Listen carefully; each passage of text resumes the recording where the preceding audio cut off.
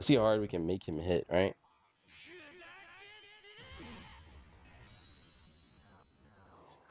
Almost 3 mil. Almost 3 freaking mil, bro. That was beautiful. How much health does he have left? Dog, are you serious? So we actually could have killed this guy. He has 6,000 health left? 6,000? Man, go ahead and pack him up, Cappy. What's going on, YouTube? Effective Television here. And in today's video, we're going to be showcasing, yes, finally a showcase video. I know I've been lacking, but this blue Inumaki is really, really sick. And I'm gonna try and showcase him as a damage dealer. Yo, let's get into it. So the skills I prioritize, depending on how you want to use him. For example, if you're prioritizing him more as a sub attacker, or maybe your main attacker, because I know there aren't a lot of good blue units out at the moment, outside of what, Blue Gojo. Geto is not really that good right now until the buff comes out, but it depends on how you want to skill him. But if you're keeping him as a kind of support debuff, I'd say prioritize his skill 3 and his skill 2, and then do his ultimate. All of these you want them at grade 8 regardless, but let's say hypothetically you didn't have all the resources you needed. That's how I would do it in case you want him as a support. But if you want him to be your main attacker or some form of sub attacker, I would go skill 3, skill 4, and then skill 2. Kind of, it really doesn't matter. Like I said, all these values, you want them at least around the same or equal. And then once you branch off from there, for example, if he's my main attacker, I'm going to invest more in his ultimate. Sorry, I don't know what I clicked there. But I digress. Let's get into this Inumaki. Let's talk about his kit, right? So his passive, good thing about this Inumaki in comparison to our Inumaki is his ability to recover health. At the start of every battle, grants a HP recovery special status to self for 5 times. At the start of each turn, its own HP is 70% or below. HP recovery special status activates. Recovers on HP by 10%. There's a 60% chance this does. And then it reduces the count. So for example, you get 5 turns to do this. You can only do this 5 times with this healing passive. Typically, you only have to worry about that if it's harder form content. And that's what I was saying in comparison to this guy, bro. My biggest issue with him in a lot of my showcases is because he's an R unit, his health pool is already really low, right? And then the issue is he cannot heal back. So that's what makes this Inumaki so good, because for Inumaki, he can actually heal himself. Let's look at his skill 1. I wouldn't probably worry about his skill 1 all that much, because whether it's level 1 or level 10, the heal does not change. Like, that percentage changes, but this heal right here does not change. So let's talk about it. If own HP is between 55% and 70%, recovers on HP by 2%. If own HP is between 4%, 40%, and 55%, recovers on HP by 3%. If on HP is 40% or below, recovers on HP by 4%. So that was a mouthful. Safe to say, with this and skill 1, this Inumaki has a little bit better survivability in comparison to other Inumakis. I think the Inumaki who has the absolute best survivability is the SR Inumaki, the movie Zero Inumaki. I'm gonna put a picture of him on screen. His skill 2 is phenomenal for Inumakis because he can outright just take the throat medicine, pause, and heal himself. Let's get into his skill 2. And it says decreases all enemies Jujutsu to all enemies for 2 turns. So this is a pretty juicy percentage, because if you get it to level 10, it's 40% curse technique decrease to all enemies. This does not stack. It is on a cooldown, so there's a 2-turn cooldown after you use it once. That's kind of what sucks about this, because if you can stack this, oh my gosh, Inumaki's skill 2 would be busted. But let's talk about it. If a powerful enemy, a formidable foe, Inumaki sacrifices more health. So 4.5 health when he uses that skill, 4.5% health when he uses that skill. Otherwise, it's 2.5 health. And the good thing about this is this skill gives Inumaki alt gauge recovery. This value does not change. So whether it's level 1 or level 10, his alt gauge fill rate is always 124. Good thing about this skill as well, there is a percentage for him to recover his own health. So there's a 30% chance for Inumaki to recover his health by 3%. So if you're not facing a formidable foe, you're basically gaining health when you use that skill if you hit the chance, right? Let's get into his skill 3. His skill 3 is fire, all right? So it deals Jujutsu damage to the enemy. The main thing it does is it increases selected enemies' Jujutsu damage and Taijutsu damage received by 25%.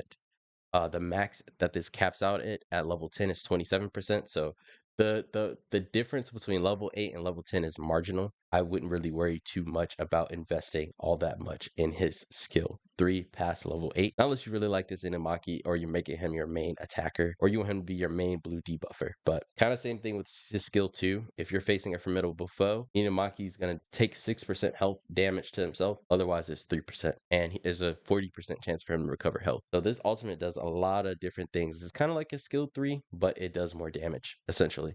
Increases all enemies' Taijutsu damage received by 37%. It caps out at level 10 at 40%, which is huge. So Taijutsu and Jujutsu damage received up to 30, up to 40% at level 10. Effective for blue type attacks. So it is going to do even more damage to blue weak enemies, essentially. Right? The lower the target's HP, the greater the increase is up to 50%. So if you couple his at level 10, 40%, you can bring that up even higher if they're blue weak. I'm assuming if the wording's a little convoluted here, it's a little confusing. This is a kind of a mouth bubble right here. But same thing with the skill 1 and skill 2. If you're facing a formidable foe, Inumaki will do 10% damage to himself, which is kind of a lot for him. He doesn't have a lot of health. It's going to be really hard for him to stay alive because he sacrifices so much health for all these great effects. Otherwise, it's a 4.5 health. The good thing about this is there's a 65% chance that he will recover 6.5% health. These values do not change in regards to the healing as well as the damage to self. Enough word salad. All right. Enough word salad. Let's look at the team really quick, and then we're gonna get right into the showcase. So for our showcase team, Inumaki will be our main blue DPS. We're bringing a Yaga to help buff, a Kaito for Cursed Energy, and a Gaku Ganji to AoE debuff on top of his AoE debuff skill 2. So we're going to stack his debuff with his skill 2 and then spam his skill 3 and then nuke. So I'm bringing on standard so I can see how hard I can really make this guy nuke. So let's get into it, right? Okay, so before we do tower, I want to do a showcase because you see like the health values and damage he does to himself differ depending on whether he's fighting a formidable foe or if he's fighting anything that's not a formidable foe. So, and then I'll switch it later to where you will be fighting like floor 20 Mahito. So I'm a little bit nervous to do that because Mahito's probably gonna cook me, man. If I get lucky, hold on. So we're gonna do a skill 2, right? This does not stack, but a skill 3 does stack. So his skill 2 is on a 2-turn cooldown. Goodness gracious, that boy hit us for mad damage. Relax, little shorty. But you saw we healed ourselves a little bit. Here's what we're gonna do, pop. Actually, I'm gonna go ahead and put this on him this turn, right? And I kind of want to use the heal, but at the same time, I don't think he's gonna target Inumaki again, right? He shouldn't, right? Nice. Yeah, switch it up, little bro. Switch it up, little bro. Maid. So we're inching closer and closer to getting that ultimate. We're just stacking a skill 3 right now. Okay. Go for Yaga or Gaku Ganji, please, bro. Freak. Oh my gosh. So we're gonna go ahead and pop the heal now, right? And then we should have the big nuke next turn. Nice. Alright, so good thing we healed. Skadada. That's so tough. So look, bro.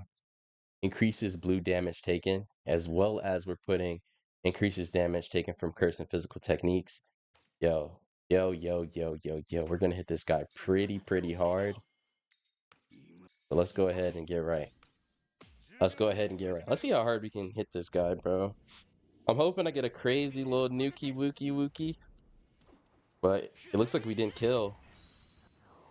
2.5 mil. Okay. A little 2.5 mil from a support, you know. Got a nice little hyper carry team going on. I'll take it. Not nothing too bad. Like I can't complain about that. It was a short little fight, but I just wanted to show you, hey, you can kind of hit pretty hard with this guy with not a lot of investment. We could also try putting the blue ghetto out there using his debuffs as well, but I don't want to fiddle with blue ghetto right now.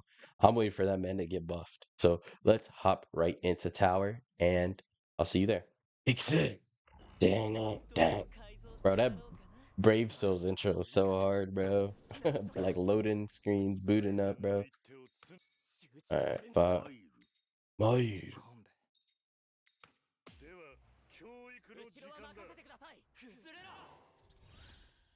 Nice. Healed himself. Oh my gosh. Yo, he literally almost one-shot my boy. You know what's up. I don't want to waste this turn. I don't think he's gonna die, right? He shouldn't die. Don't die, bro. You should have like a 40% damage decrease. Yeah. I wanted to use the heal this turn, so at least some other people got damaged. That way I'm not wasting it. Alright. We should get the ult or be close, right? Nice, we got it. Alright. Yikes, bro. This poison is no joke. I can try and see if I can survive one more turn, and that's what I will do. I want to try and keep him alive so they can ult together, bro. I really want to. I could put one more debuff on him. Alright. Don't die. There's a 43% chance. Hit somebody else. Okay, we'll take you killing Gakuganji at least. Okay. We'll take it. It's okay. It's okay. Alright, hopefully. Let's see how many debuffs we have on this wrong thing. Let's see how many debuffs we have on Mahito. Right? So damage increase from curse techniques, blue damage taken increase. Like there's a lot of debuffs on him, right? It sucks that Kakuganji died. We couldn't keep everybody alive that extra turn, but let's see how hard we can make him hit, right? Almost 3 mil. Almost 3 freaking mil, bro. That was beautiful. And that's where I was saying, like, had I invested more in his ultimate, this guy would be hitting numbers. How much health does he have left? Dog, are you serious? So we actually could have killed this guy. He has 6,000 health left? 6,000? Man, go ahead and pack him up, Cappy. Go ahead and pack this guy up, Cappy. Freak, bro. That's cool. I'll take it, honestly. So we had a 2.5 mil and a 3 mil attack stat. Sorry, nuke. Bro got packed up by Cappy. You're not even Cappy level. Is it Kathy? Kathy level. Bro, I don't know. Where am I getting Cappy from? But that's the end of today's showcase. I just want to show you guys, like, hey, bro, this Inumaki is pretty versatile. Depending on how you build him, depending on how you skill him, he should be able to put in some work. So he also he's look for support, yo. Having a support through 3 mil off turn, like imagine this guy and Sukuna, yo, he's gonna make the opponent take more damage if your teammate's doing blue damage. So I said all that to say, don't forget to like, comment, and subscribe. Let me know what you think of today's showcase. I feel like I'm a little bit off my game. It's been a little minute since my last showcase. If you haven't seen it, check out the Gakuganji showcase on the left. Or if you want to see me summon for this guy, check out the card on the right. It's been your boy Effective Television. I love you guys. Thank you so much. I'm so close to 1,750 subscribers. Every day we get closer and closer. You guys motivate me more and more and more and more and more and more. I love you guys. I'm out. Bye bye.